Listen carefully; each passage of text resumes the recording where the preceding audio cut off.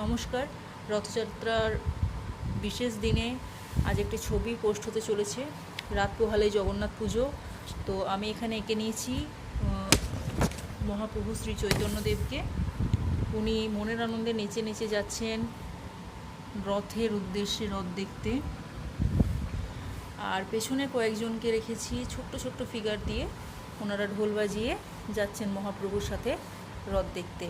তো আর এখানে এঁকে নিয়েছি পদ্ম প্রস্ফুটিত পুকুর, খুব হালকা করেই এঁকেছি। পরে সকালে আমি ভিডিও যখন পোস্ট করব তখন কালার করব।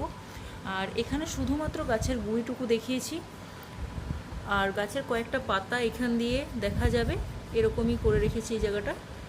তো যাই হোক, সকালে যখন আমি পোস্ট করব আপনারা পুরো ভিডিওটা দেখতে পারবেন। এখন আপাতত এইটুকুই। ধন্যবাদ।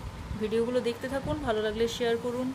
আর হ্যাঁ, ভুল ত্রুটি হলে মাফ করুন। আর মাত্র কিছুক্ষণের অপেক্ষা, সূর্য উঠলে